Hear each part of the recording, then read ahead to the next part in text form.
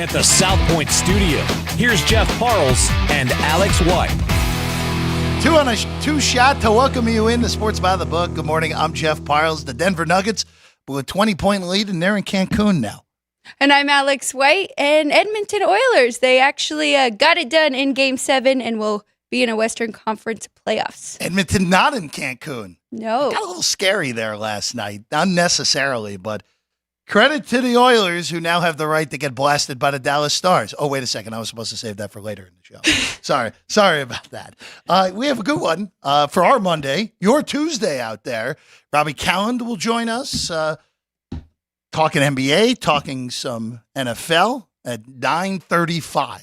And then Alex White has a big-time play, as she described it herself, on the WNBA coming around 9:50 this morning. So stay tuned for that later in the show. Let it go across the screen. As always, there it is, the starting five, kicking it off with number one. Hey, congratulations, Indiana Pacers. You're in the Eastern Conference Finals for the first time in a decade. They KO'd the Knicks on Sunday. The Knicks just too many injuries in the end, and the Pacers took full advantage of it. Jalen Brunson broke his hand midstream in Game 7. Was already over before he broke his hand anyway. Your reward. You're a gigantic underdog against the Boston Celtics in this Eastern Conference Final. $9 favorites, minus 900 on Boston, plus 600 on the Pacers. Game 1 tonight with the Celtics 10-point favorites and a total of 222. I already have a series bet in this one. I'm excited to get to that shortly. Jeff already mentioned it. No Denver Nuggets in the West Conference Championship. It's Minnesota and the Mavs. If you're looking at the series price, Minnesota $1.70, Dallas Mavericks plus 150. Well, that series starts tomorrow. I'll have some thoughts today. You'll have more thoughts tomorrow on it. It's a very interesting series with two young superstars in that series with Edwards and Luka. The conference finals all ready to go in the NHL. We already knew the Rangers were going to take on the Panthers. Panthers still a minus 150 favorite without home ice. Rangers, same position they were in against Carolina. A dog with home ice, plus 130. And then the Dallas Stars, they'll play Edmonton. Alex, I already thought, I'm only going to have a play on the East. We'll get to it a little later in the show. But that pricing on the Dallas Stars, minus 130, that is juicy against the team that I think they match up great with. You know, we don't always agree, but that one, Jeff, I have to agree with you. I think that is a great number for the Dallas Stars. Number 4, big slate in the MLB. Every team playing, but the defending champions, the Texas Rangers, and John Gray on the mound will take on the red-hot Phillies in the first of a 3-game series. Rangers on the season, 24-24. Phillies, 34-14. Philadelphia, Major League best at that 34-13. Alex, they made it to over 20 games over 500 in September last year. It's May 21st. Very impressive. Already there. I got there on May 19th. Unbelievable start. A 5-game lead on Atlanta in the NL East. We saw Atlanta come from way back 2 years ago, but getting big enough lead, a little bit different with no Strider there. And then number 5, we teased it earlier. Alex White has an angle she likes today in one of the 3 WNBA games that are going today. The Dallas Wings will be on the road in suburban Atlanta to take on the Dream. And the Dream are 5.5, despite the fact that the Wings are without 2 of their starters tonight, Alex. We talk about it all the time. Cluster injuries. Without these 2 starters, I think it's at least 5 points to the line. So we'll break it down more later, as Jeff mentioned. 950 for that pick for Alex White. It's actually, get an even better number now. It's now 5. Forget the hook. I saw a tweet earlier on the other side, so I was thinking that it might move a little bit back. It was 4.5 last night, jumped up to 5.5 now. 5. Actually, looking at this real quick, both of the other games tonight in the W, we'll get to it later. Washington in Long Beach to take on the Sparks tonight. That's had a big mover. And the Mercury here in Vegas. Why is Vegas playing the Mercury twice at home in the first week of the season? That's a little weird. That total's bounced all over the map. Vegas, of course, big favorites, 14.5. No shocker on that one. And that's your starting 5 here. It's May the 21st. How is this possible? We only 10 days left in May?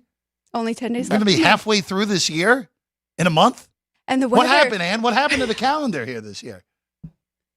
I don't know why I'm asking Ann how the calendar works. That's Ann knows everything, but that's even unfair to ask Ann that. There, Well, Alex. especially, I mean, Ann's working double duty, of course, Yes. works almost every home game for the Aviators. So right now, we don't really know what the calendar or schedule is, Well, Jeff. We just know if we have you have a home game or not. Exactly. And this is an off week for us. So. That's good. Yeah. That's good. Frank Nicotero can't cause a rain out at Las Vegas ballpark this week. That's a good thing.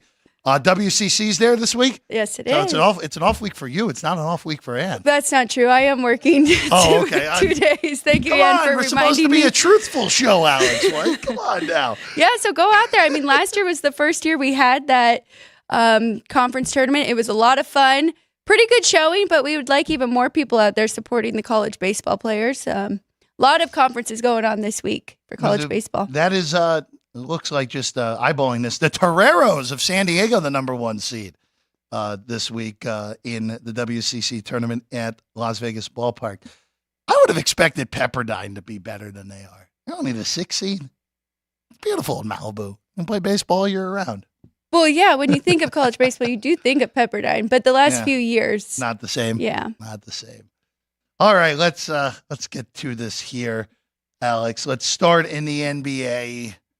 So the Celtics, they advanced a little under a week ago now. The Pacers, Sunday, look, I know there are a lot of people out there saying, look, Indiana has gotten a soft draw where the Bucks didn't have Giannis. Lillard gets hurt midstream. They get the Knicks, who are down 5 players. Brunson breaks his hand. Again, the game was already over by the time Brunson broke his hand. They were down by 15 when the injury occurred in Game 7. Indiana still had to win the series, both series. They got it done. And credit to them for this very young team that has now gotten to the in-season tournament final and is now in the Eastern Conference final. Remember, they beat the Celtics in the in-season tournament Yes, they did. quarterfinals in order to get here to Vegas. Alex, Boston's minus 900 for the series. Pacers are 6-1. As you see on the screen, Boston's a 10-point favorite tonight. 222 the total here. What are your thoughts on this series? So you can talk about both of these teams being pretty fortunate, right? Because you just brought up the Pacers and the 2 series that they had. Well, on the flip side, the Celtics, I mean, they had Miami without Jimmy Butler, and then they had the Cavs without Donovan Mitchell for some of that series. So it was relatively easy for them as well. But this is a team who has been here before, kind of saving themselves for this moment and to hopefully win it all, which would be the first time in how many years, Jeff, for the Celtics. So I talked to my dad. I was going over the series prices. I wanted to know the best angle that we could play. I was really looking at maybe Celtics in 5, Celtics in 6, but you have to be aware that the juice that the books hold in those index props. So I was looking at other books, Celtics in 5 plus 169. Really, it should be plus 194. Celtics in 6 is plus 429. True number plus 453. So no value really in grabbing those numbers. The best bet for me that I found was Celtics minus a game and a half. Okay. You do have to lay a little bit. It's minus 375. But my dad told me minus 900 was a great price on Boston to win the series. So I'm going to take them to get it done in 4, 5, or 6. So just looking at these alternate ways to bet the series price. Now, I actually agree with what you just said and what your dad, of course, Kenny, said there too. I think minus 900 is a pretty reasonable price, all things considered. But here's my but on this. Now, I wish this wasn't just a little over a 48-hour turnaround for Indiana, because Indiana is I think going to make this a 6-game series. I think we'll get one game where Boston does what they did in the first 2 series, where they just no-show completely and lose a game they have no business losing because their 3-point defense is awful and they're not making threes. Indiana's offense is good enough to win a second game. And I know that Cleveland was the 4 and Indiana was the 6. By the end of the year, the Pacers were better than the Cavs were. And Miami without Butler, that was the worst team of the 16 team. Well, probably team either 15 or 16, because New Orleans without Zion was pretty sad by the end as well. But you're dealing with Boston playing 2 pretty mediocre opponents, all things considered. Now you get I don't want to call Indiana mediocre because I don't think that's fair, but this is not a high-end opponent that Boston is playing. This is a solid basketball team that has advanced further than they should have because the draw has opened up for them. I like the alternative angles you mentioned. The 1.5. Yeah, you lay a price. I don't see Indiana getting more than 2 in this series. Boston in 6 sitting at plus 430-ish in that range. I think that's pretty good because I feel like Indiana's going to win game 3 at home. Then you just either have to get game 4 or do what the other two teams have done and take game 2 in Boston when they no-show. I like that angle. I think that's the one. We take a Boston, either lay the 1.5, lay the price, and take a shot at Boston at 6. That's your big bomber price. So if they win in 5, all right, you're still going to win. Make price bet it out enough that you're still winning with Boston laying a 1.5, Alex. And Boston in 6 is the closest to the true number, right? It's just about 20 cents off there that they are holding. But the big thing for me, Jeff, is the lack of defense. So Indiana is 24th in defensive efficiency, as opposed to the other two teams that Boston just saw. So Miami, 5th best defense, and then Cleveland, 7th best defense. That is a huge swing. So you say their offense is good enough to win them 2 games. I don't know if they can slow down the Celtics and their offense. They are 1 and 2 offense and defensive rating in the league. Just bring up other angles to bet this series. Some books out there have these odds specifically from DraftKings. The odds to be the MVP of the conference series, they now do that, where the Eastern Conference Final MVP, the Larry Bird Trophy, the Magic Johnson Trophy for the Western Conference Final MVP. Jason Tatum, not shockingly, a significant favorite here at minus 235. So I'll just ask you, there's only a few guys up right now, which is a little bit disheartening. I wish they would put more up. But would any of the other Celtics, a.k.a. Jaylen Brown at 5-1 or Drew Holiday at 100-1, be even worth a potential sprinkle here? Derek White's available at 15-1. I wouldn't bet that. Derek White was great in the first series. I know he was, but I just don't see that.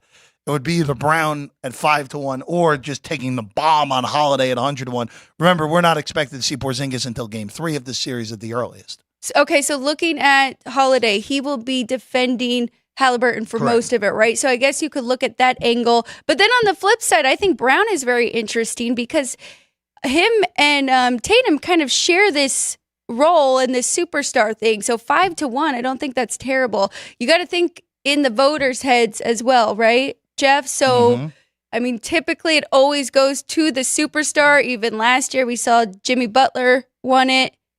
There was arguments that it shouldn't have been him, but I mean, between these two, I think they could give it to either. Would you agree?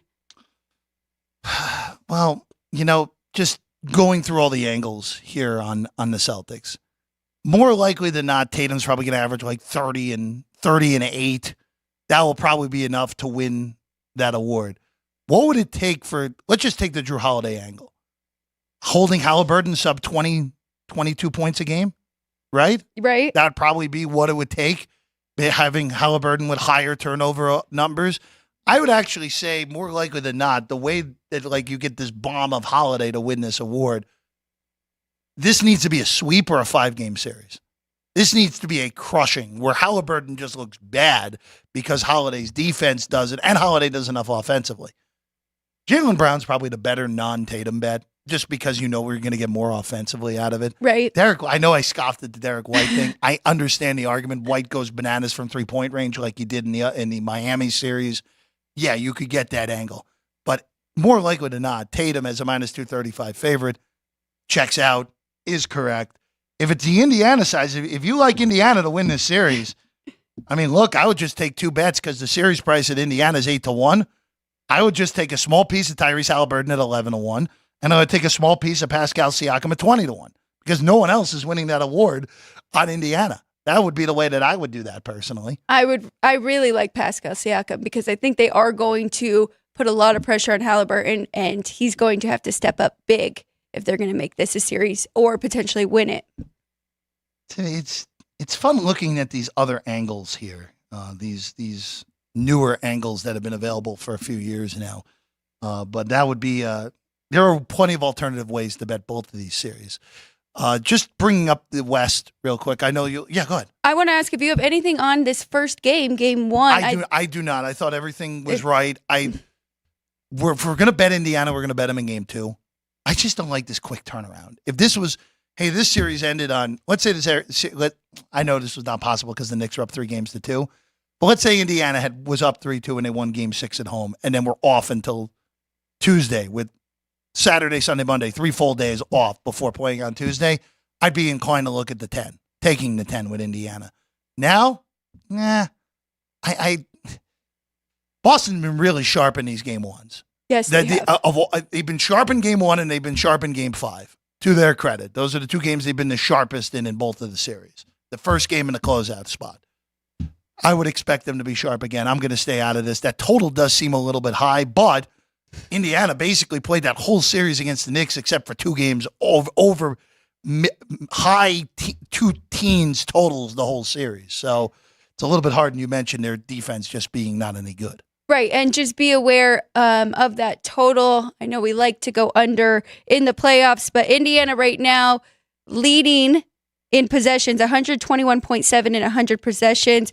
Boston right behind them, 118.9 per 100 possessions. Now the difference here is Boston gives up just 106, Indiana 118. So I know it does feel high. We haven't seen these numbers in the playoffs, but I think that total is just right. If anything, I would lean towards the Celtics. Like you said, they've been very good in game 1. Pacers coming off that game 7. It was a tough series against the Knicks. I mean, they are a tough team.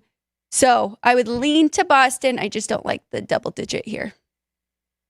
Just looking at the other series real quick, we'll get your official play on this series tomorrow. I expect Minnesota to win this series, but I'm a little bit surprised as how big of a favorite they came here. Now, the question mark here with Dallas, the game 1 numbers on your screen, Minnesota 4, plus 155 on the money line for Dallas with a total of 207.5. Actually, I think that total might be too high, if anything, with the way that Minnesota played defense against Denver and Phoenix. And the fact that Dallas' defense is actually, for the most part, when they've won games, has actually been pretty good in this postseason so far. So that's an angle to look at already with the game coming tomorrow. But this series, look, Dallas, the big question mark for me, Alex, and you don't have to give a play or anything. I'm just curious your thoughts on what I'm saying here. Dallas, even though they beat the Clippers and they beat the 1 seed, I don't think they were overly impressive at all. I think they were just good enough. And the stardom of Luka and the fact that their defense, especially late against Oklahoma City, late in that game, was awesome. It was awesome late in that game 6, and it was great in game 5. I don't know if that works against Minnesota. I don't think they match up great here in this series. But because of the superstardom of Luka and the ability to take over games and win games with his own ability, I'm a little surprised this price is not a little bit cheaper on Minnesota. I thought this was going to come like minus 145 on the Timberwolves. Right. It's just showing that the Timberwolves are really getting a lot of respect after what they've done in this postseason, which is smash Phoenix and come from 20 down on the road in game 7 to beat Denver. It is tough. And you could also use the angle from the flip side, though. As you mentioned, Dallas's defense has been very good. And when you think of Dallas and even OKC, like looking at those games one by one, you're thinking both those teams' offense, but we saw both of their defense really show up in that series. So if the Mavs can take something away from what Denver did in games 3 and 4, I mean, maybe they have a shot to win this. I do lean to the Timberwolves. Also think that game 1 should be more like -6. So it's a lean for me for a play in that first one. And I'm with you on the total. I think under is the play there as well. I'm surprised that total's that high. I know that's odd to say, like, hey, we're in the 200s. We're not even in the 2 teens, but just look at the defense that Minnesota's played this postseason, especially when they've won. Right. And just look at Dallas when they've won in this postseason. Their defense has really turned it on at the moments that they've needed to. I have an interesting question for you. Yeah, I go for it. Talking with some people yesterday, made a little side bet. I'm curious on what you would do. Right now, if I gave you both Eastern teams or both Western teams to come out with the winner, what would you do? What is the price right now for conference to win? Because there were some prices out there. Now we're going to have to do some on-the-fly research right now, Alex White. I expect now, because the Eastern Conference was obviously favored going into this. Team futures, conference winner, playoff specials. Let's see if we got any. They might have just taken them off the board at this point because they had it at one point or another. Okay. For retrospect, Boston's about $1.50 favorite to win the title at this point. Right. And Minnesota's either at $3 or just shy of it, depending on what book you're at. The number would say take the East, obviously. But if it's Minnesota-Boston, I like Minnesota in that series. If it's Boston-Dallas, I think Boston finally busts through, wins this title with this group. If it's Dallas-Indiana, I have no idea what to do with that. And if it's Minnesota-Indiana, I think Minnesota would annihilate them. I think that's just an awful matchup for the Pacers.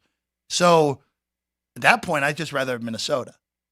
I guess that leans me to the West, right? Okay. But yeah. I would be needing a price in order to bet the West at that point. You'd be needing some plus money. I would need a price. Head to head. Yes. Okay. Yeah, I would not be willing to do a flat, hey, you get the East, I get the West. Especially since Boston's laying a price on their own. Forget Indiana. You have to just take the chance that Boston doesn't get upset by the Pacers in that spot. Let's go to some hockey here. Robby Kalland's going to join us in about 12 minutes from now. Alex, we don't have any hockey games today, but I just want to talk about the Rangers again because this is now 2 straight series, and we talked about it a little bit with Lou on Saturday, but just to bring the discussion out of the week of this series starting with Game 1 tomorrow night at MSG.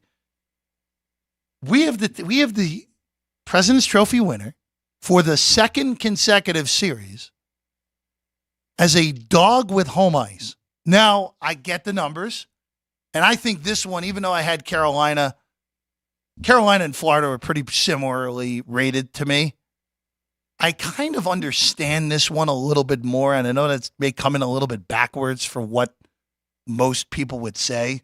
I think Florida matches up significantly better with the Rangers than Carolina did. In part because as much as I get on Bobrovsky for being inconsistent, Bobrovsky's peak is so much better than anyone who is in net for Carolina's peak. And Florida's stronger on the back end anyway, leading into Bobrovsky.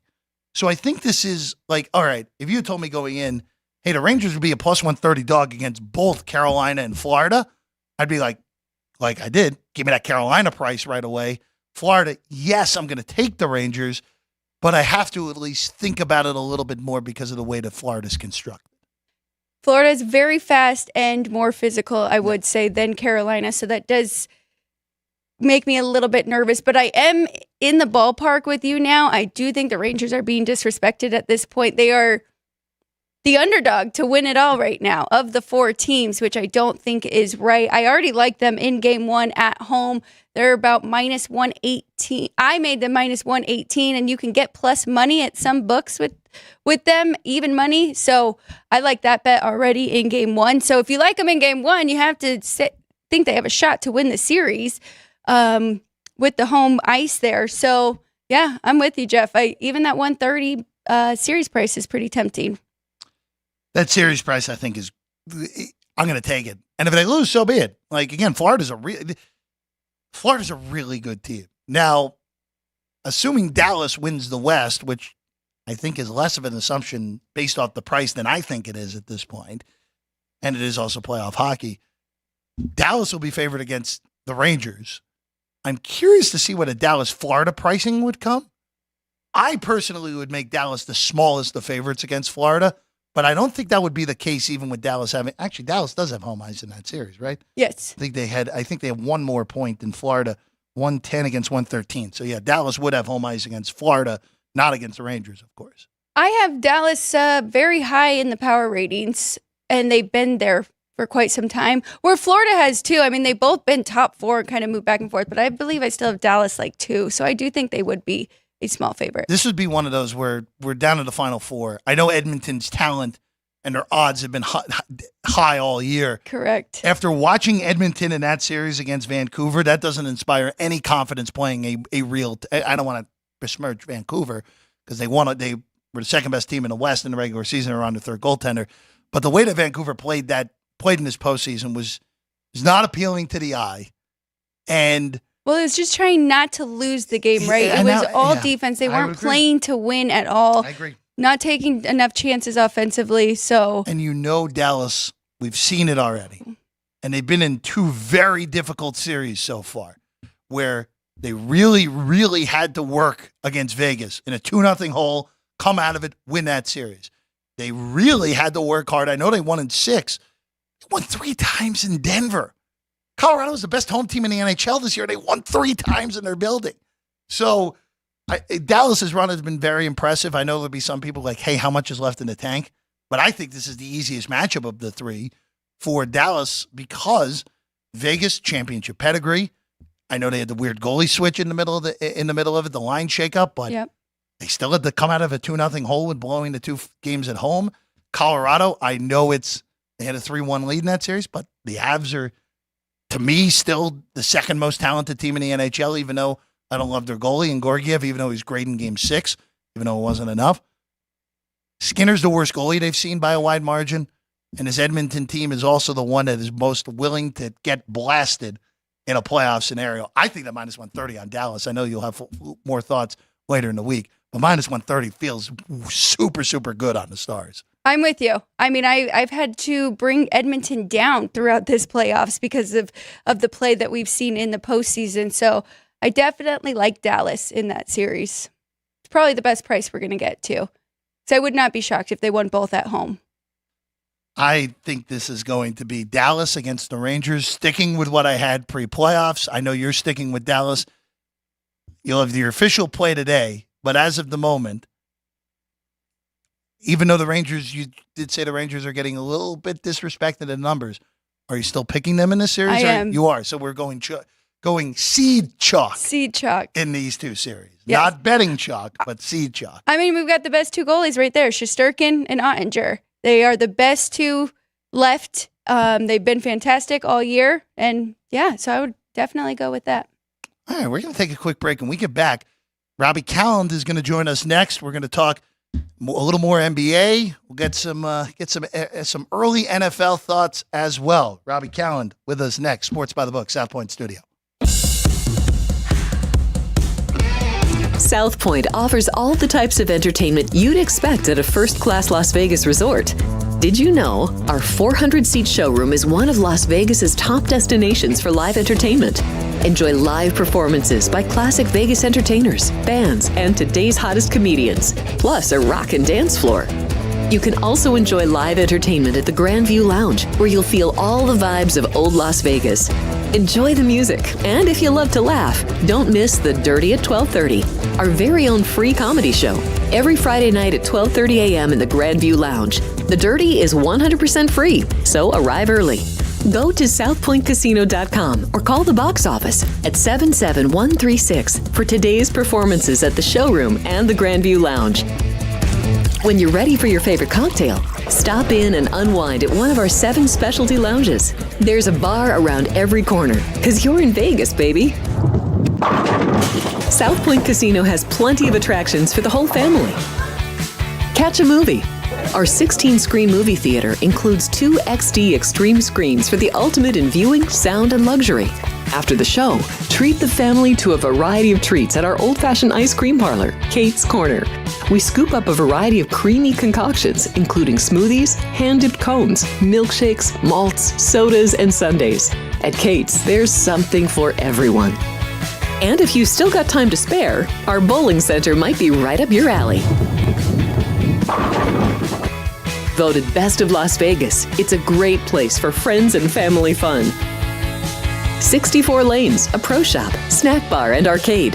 And while the kids are bowling, you can play slots and sip on a drink in the Alley Cat Lounge while overlooking the lanes. For our more serious and professional bowlers, the South Point is also home to a separate tournament bowling plaza.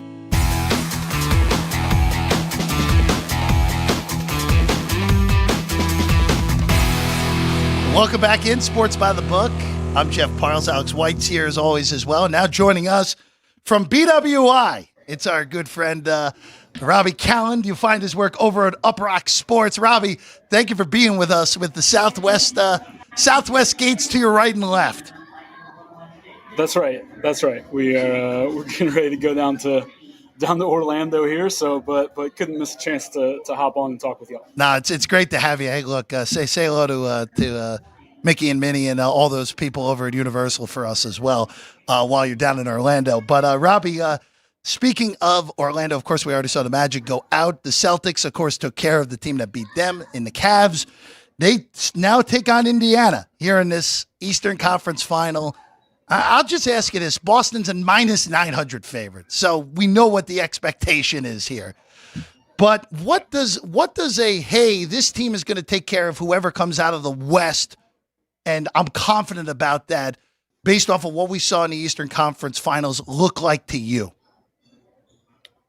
Well, one, I think it starts with, does Kristaps Porzingis come back, and does he look like the Kristaps Porzingis we've seen this year in Boston? Because that's the key. That's everything for them once they get to the finals, no matter who they play, whether they play Dallas or whether they play Minnesota, especially given the size Minnesota has. To me, it comes down to what does Kristaps look like once he gets back. I think they're expecting him to possibly miss the first 2 games but come back later in the series. But I think they need to get him on the court and get him some reps and get him back into the flow, because he makes them the dynamic team that can be a contender. The other thing I want to see is I want to see them come out and try to get a sweep. Like, we've seen them do the gentleman sweep. We've seen them have the game 2s where they just look like they don't really care. They're not really worried. They're not super engaged. And my thing is, if you play Minnesota or if you play Dallas, like, those are teams that have A games that can challenge your A game, which means you have to put more than 4 good games out there to win a series against those 2 teams. That's not the case against the rest of the East. Against the East, all they need is 4 good games, not even great games, 4 good games. Against the best teams in the West, against either of these potential finals opponents, they are going to have to be able to put probably 5 games out there, because you might lose with your best against Minnesota's best or against Dallas's best if they match up like that. So that's what I want to see, is I want to see them come out and be focused for 4 games and try to put this away in the sweep. It might not happen, but if they lose, I want it to be a loss where, you know, it's a game 7 shooting performance from Indiana and they're in the game. You know, like, that's what I want to see from Boston, along with Kristaps looking healthy, to make me feel like, yeah, this is a team that can be an NBA champion.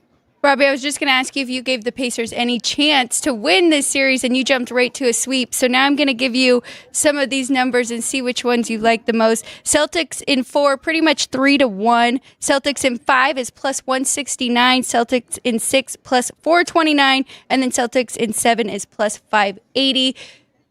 Are you going with the sweep here at 3-1, or maybe in 5 plus 169? I think in 5. I mean, like, I want to see Boston, you know, play to that level to go for a sweep. But historically, this is just a team that wins these series in 5 games. We've seen it over the past few years. When they play what is considered an inferior opponent, they tend to have one game where they have that let down. I think in 5 is the most likely outcome. I think that's what most people are picking. I'm not jumping out on a limb here, as evidenced by those odds. But if I were going to take them, I'd shoot for the in 5 exacta. The 3 times gentleman sweep, very, very, very gentlemanly of the Celtics here. Makes a whole lot of sense. I will ask you this though, Robbie, before we just go into the Western Conference Series, for Boston's perspective, I would imagine you would say that Minnesota would be the tougher matchup for the Celtics over Dallas, correct? Yeah, I think just what they can present to you on the interior, that is the question for this Boston team, is beyond Kristaps. Like, do you really want to have to play Kornet that much? How much can Al Horford give you across a 7-game set in the finals when he's kind of had to expend some energy? We saw him put forth a great game 5 against Cleveland, but he's kind of a guy at this point you don't want to have to rely on heavily for a big outing. And Draymond Green brought it up after that game, that he's been targeted a lot in pick and roll with his drop coverage, and that's something Anthony Edwards can really take advantage of. Not to say that Dallas can't. I don't think either is like – I think both can be tough matchups, but I think the interior presence that Minnesota has it is the tougher opponent. But I don't want to discount what Dallas has done and what that defense has done. Jason Kidd gets a lot of flack, but what he's done in building that defense up has been pretty incredible over the last few months. I want to get your thought on the total in this game one right now with the Pacers and Celtics. It's 222. We know the Pacers like to play fast, second quickest in the NBA, and we know that the Celtics can run with other teams if they choose to. Do you have a feeling over or under that 222? I think the reason I kind of I think I would lean over for the reasons you said. I think this is going to be a series where both teams are putting threes up at a high clip. And just the variance that can come from that makes you want to lean over. My concern is what we've seen from Indiana on the road, especially early in series where Halliburton has looked like it's taking him time to get comfortable in a series. I wonder if you hope Game 7 in the Garden, the way he played, the way he embraced that environment allows him to feel more comfortable. But he's been tight. He was tight in Game 1 in Milwaukee. He was tight in Games 1 and 2 in New York. Especially down the stretch. And if he's not playing at that level, like Indiana's offense can get kind of muddy. So I would lean over and hope that Game 7 performance gives Halliburton the confidence to be aggressive. But I'm going to be really interested to see how he handles the ball pressure, Drew Holiday and Derek White, because the Knicks ball pressure was able to take him out of what he wants to do. He was passing up. Like he was passing to Andrew Nembhard and Aaron Nesmith to like initiate offense in the fourth quarter. And like, you just can't do that against Boston. That's not going to work. So he needs to be assertive and aggressive if that number is going to go over. Robby Kalland with us right now, Uprock Sports, where you can find Robbie's work. Going to the Western Conference side of things, the Timberwolves are a minus 180 favorite to win this series. They're a 4-point favorite here in Game 1. But just looking macro at this series, I really think this is a good matchup for Minnesota. And I know Dallas has played well in these first two series. I know they've gotten a lot more out of Derek Lively, P.J. Washington than we would have expected. But this just kind of feels like Minnesota's defense puts the clamps on the guys around Luka. And it's kind of like UConn against Purdue is like, hey, let Luka get his 40-45. Let everyone else beat us, and if Kyrie gets his 31 game, all right, we may lose. But those other guys are not going to beat us in this series. Yeah, I'm interested to see how they approach it, because obviously they kind of tried that at times in the Nuggets series, and we saw Jokic just go off, and then they kind of had to pivot. I think what gives you the most kind of confidence in Minnesota being able to pull it off is they were able to have success doing kind of both. Like, they had success with their doubling and forcing the ball out and then having crisp rotations around. Like, they weren't leaving shooters wide open. They did a good job identifying who to leave open, how to close out on guys, who to come in strong, who to come in kind of soft and force that record scratch and then ask them to be a creator. Their variability defensively is so impressive to me. And that gives me that's why I think they are rightfully favored in this series.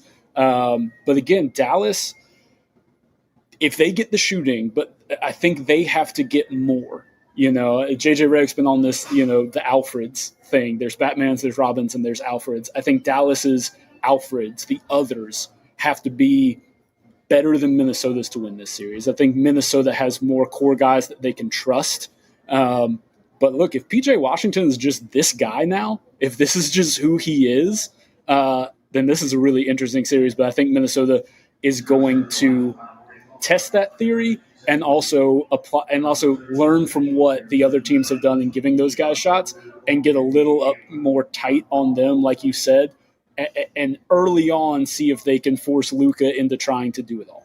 Robby, what's your thought on how many games we'll see in this series? Do you think it'll go the distance and we'll get a fantastic Game 7 again? I'd love if that happens. I think it's probably a 6-game series. We've seen Minnesota can go on the road and win. They are not they're not a home team merchant in the home game merchant in the same way Indiana has been or some of these other teams. They won 3 games in Denver. Like, they can win anywhere. If you can do that, you can win anywhere. I think it's Minnesota in 6 is where my prediction would go in this series. I think, I think if they can take care of the first 2 at home, I think that's kind of where we're headed, is them getting this thing done in 6.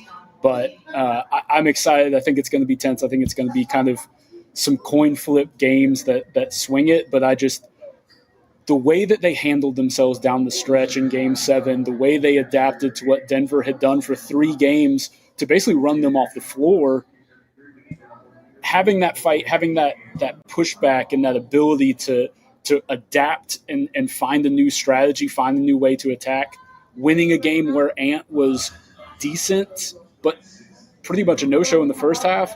Like, there's so many things that I think built their confidence up that against the defending champs that I think they carry it over. I think Minnesota in 6. Robbie, before we let you go, just go into the AFC North here real quick. Just a little NFL talk.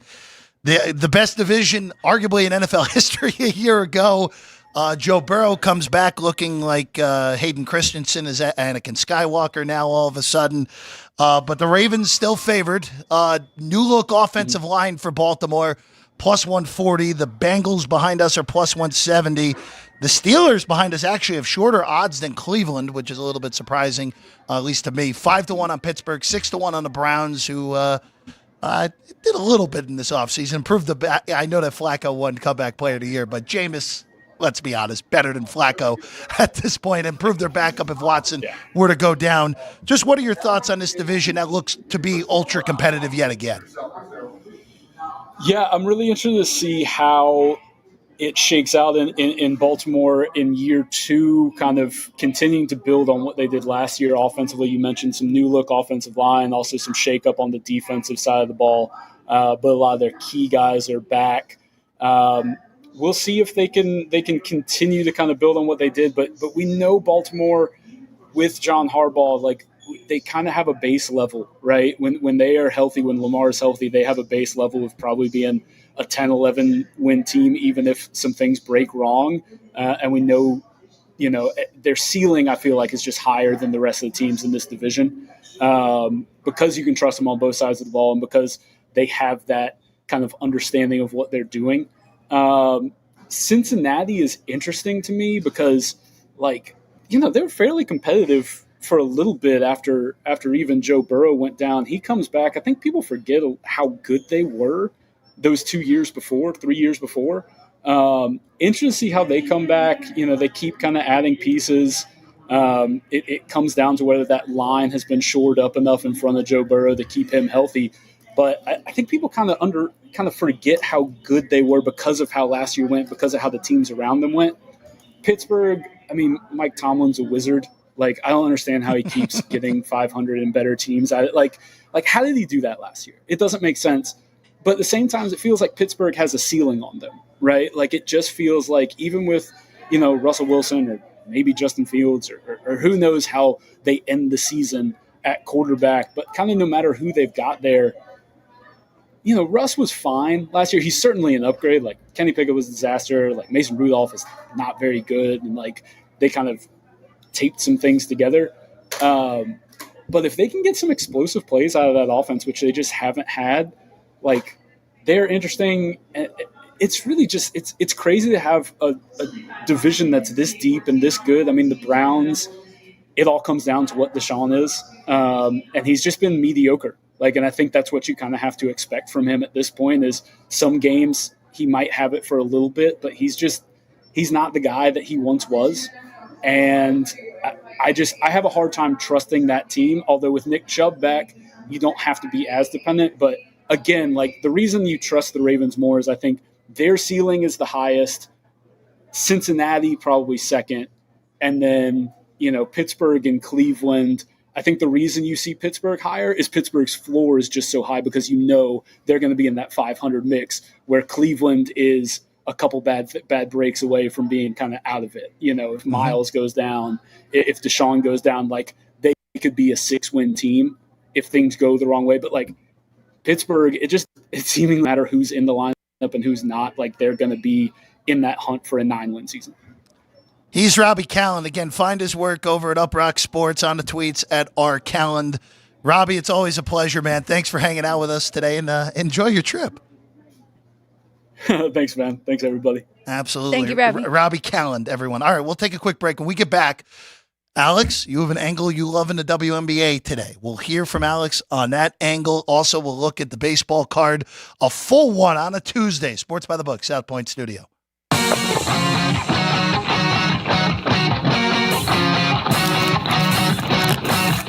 Once you've satisfied your hunger, get ready for more of the hottest casino games in Vegas. Our 24-hour, 30-table non-smoking poker room proudly hosts all the most popular poker games with a variety of betting limits. Visit the poker room for a schedule of daily tournaments.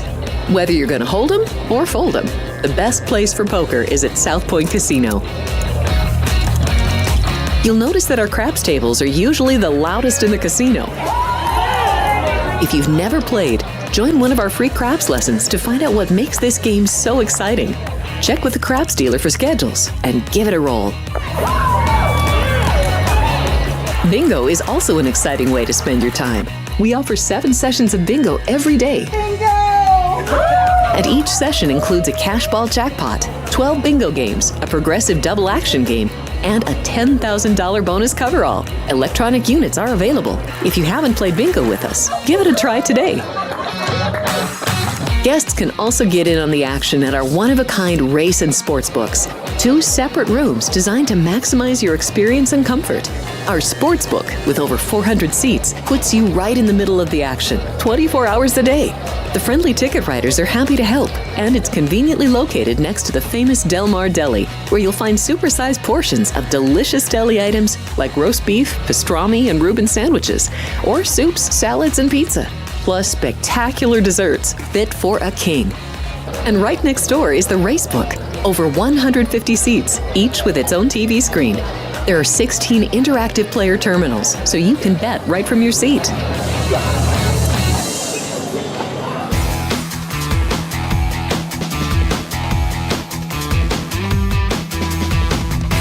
That's a 2-box.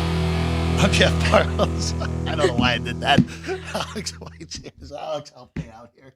Help me out here, please. I don't know what I just did there. That's okay. Oh, man. By the way, big thanks to Robby Kalland for hopping on with us. On Punchlines today, our guy Frank Nicotero will hopefully not break any more monitors. Ryan McCormick will be there as well. We'll check in with Ryan in about 10 minutes from now to see who's going to be on that show today at noon. Check in about 10 minutes. Ryan is already hard at work, as he always is, getting you ready. Right away, we were on Saturday night, Frank Nicotero did 3 shows at the Jimmy Kimmel Comedy Club. One on Friday, which, Ryan, you were at the one on Friday with Jerry and Jerry's brother. Almost all of us. I was there with my wife, Margaret. You were there. Ann was there. Drew Dog was there. There's the picture, Aaron O'Connor, Frank and Keith Lyle, all there. They all performed. They were all awesome. We saw video footage that we've never seen before of Frank, which was hysterical. Is that going to go on Punchlines at some point? I think we might have to just save it for.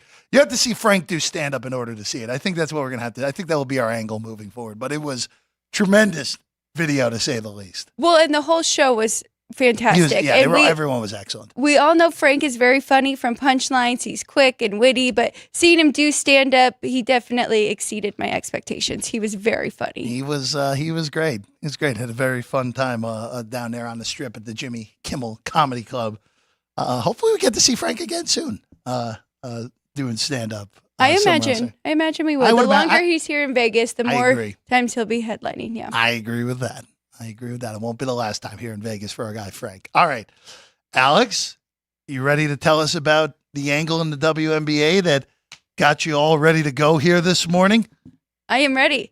3-unit play for me on this one. Whoa, look at that. Yes. So I am going with the Dream. I laid -4.5. I'm fine with the 5 still because I made the Dream 5.5 point favorites before the injury news. 2 of their forwards are out. No Natasha Howard and no Sabali in this game. So Canada, we do need to check on her status for Atlanta, but still I only have her about 1 point better than her backup here. Last week when I was going through each of these 12 teams with my dad, talking about the starters and what they mean to the line, he told me immediately when we got to Dallas, they have no bench. So you have to be careful at any time if they are missing any of their starters. The backup is a big drop-off. So right here, we're getting the Dream at a good number at home, who has been better at home. We know this for the past few years. They really struggled on the road, and that's what kept them under that 500 mark every year. And then Dallas, I mean, through 2 games, we've seen good things from them with most blocks, second most rebounds, but now you're missing 2 of their best players here. So, yep, I really like the Dream in this one. The other 2 are a little bit trickier. I don't have anything jumping out to me. Sparks are better than expected. I'm curious if you took Cameron Brink to win Rookie of the Year, because I did not. She has looked very good, and they definitely have the size, Los Angeles. So, and the Mystics they're having a down year. Yeah, I think when it's all said and done, I know that Indiana's 0-4, but they'll start. They've gone Connecticut, New York, Connecticut, which is a really vicious draw to begin the season for the Fever. So it makes sense that they're 0-4. I watched that game last night. They were competitive. Yes. They were competitive. Looked much better. Scary moment there for Caitlin Clark. Ankle roll, but she did go back in the game. Yeah, I thought their offense looked so much better. And so the second time they play each team, they get better, right? But Connecticut looked great in the first quarter, and then they kind of got worn down. I just want to ask you about this Atlanta-Dallas game real quick, because Arike Agumbalale, who, of course, we know from Notre Dame, she's been a great player for the Wings, their best player. With the other starters out, would we look at, I know it's a high point total prop tonight, a 24.5, but if Dallas is going to stay in this game, it probably means a big day for Ngumbalale. So would we look at that potentially of an over 24.5 on our point total? I don't hate that angle at all. Okay. I think that is a very good angle.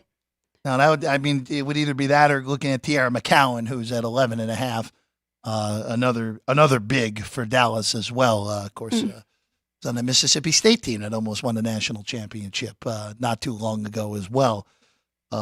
Again, like you said, you're on you ended up getting 4.5, correct? I got 4.5 4.5 last night. Yes, but 5 still good. I still like on 5. The Dream of Atlanta tonight. The other games you mentioned it. Mystics have been hit actually in that game against LA.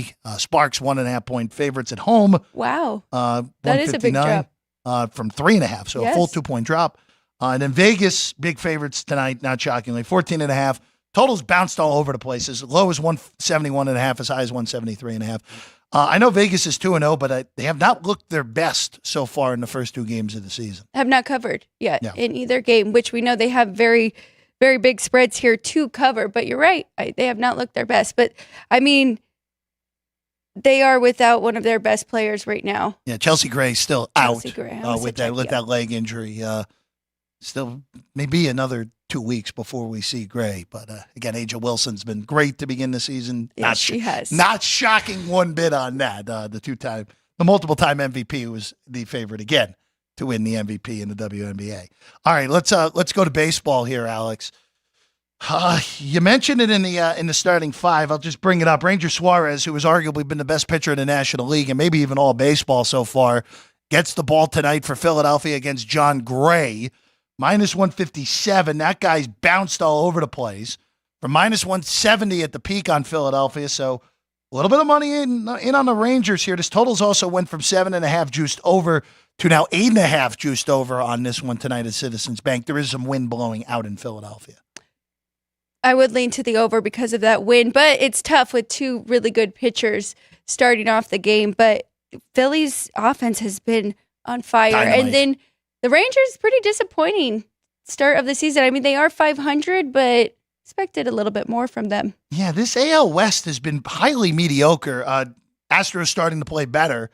The Astros, they're 5 games out. They've won 7 of the last 10. Well, they blew a big lead to the Angels yesterday, and that hurt my bet. Not what you want. 20. It's still 21-27. They're still not a particularly good team, but they've improved. They are improving and are back in it because the divisions let them hang in. The Mariners leading the division at 26-22 right now. Again, the Yankees still the best record in the American League at 33-16.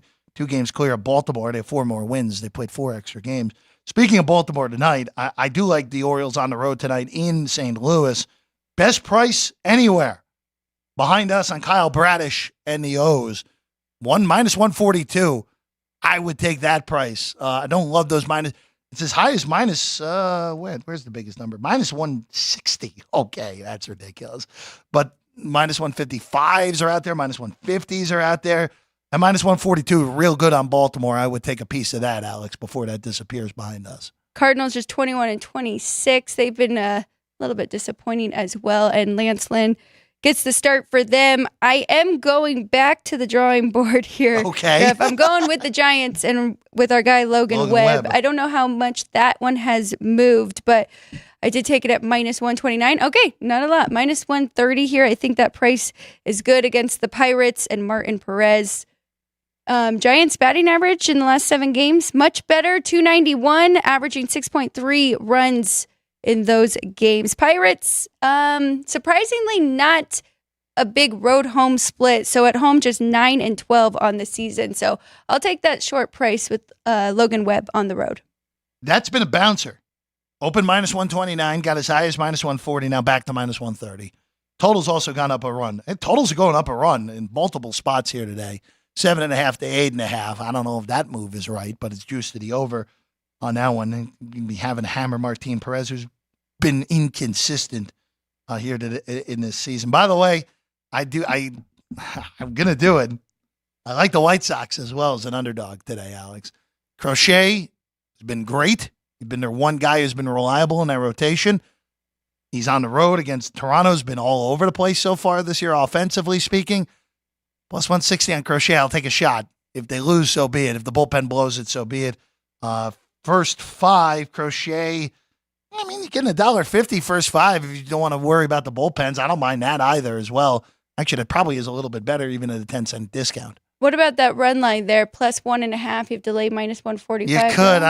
I'm not a huge laying the price with the run line better, but you want to be a little more comfortable, I guess. I am with you. I do think that minus 175 is steep.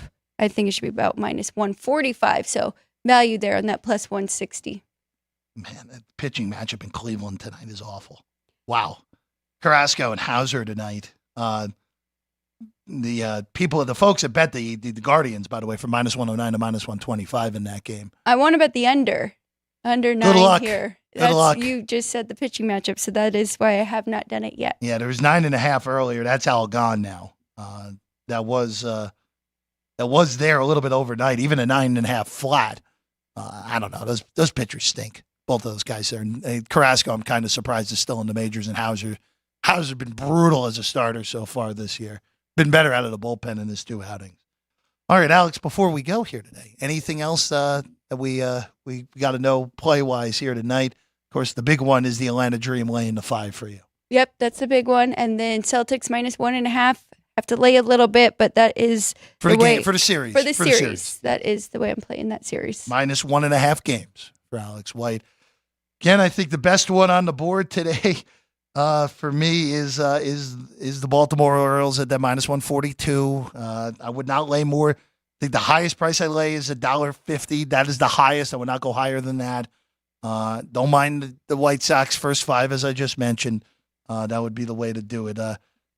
Picks at 12:36. I lost by a point yesterday on the Sun, which was a shame. I'm still on the fade the fever train until the numbers start correcting themselves, which they still have not corrected themselves just yet. Very close. Very close, but not all the way there now. Yeah. On that. All right, tomorrow on the show, our guy Danny Burke will join us as he usually does on Wednesday. We'll have Alex's full thoughts on Edmonton and Dallas, and also our official series pick on Minnesota and Dallas in the NBA. See, Dallas 2 times 2, both the NHL and the NBA. Alex, awesome as always. You as well. Thank you. Ryan McCormick. Ant's pointing at Ryan McCormick. So obviously we got to go to Ryan McCormick because Punchlines comes up at noon, 2 hours from now. Yeah. What do you got today, McCormick? Cooking up a fun show right now. We've got Kevin Belenkoff coming in as a guest to give some picks on tonight's NBA action and then give us a little bit of series insight for the NHL, baseball action. So tune in at noon to Punchlines with Frank Nicotero. So in studio today? No, it'll be okay. He'll be on video. I was going to say we might have fisticuffs if they're in studio. No.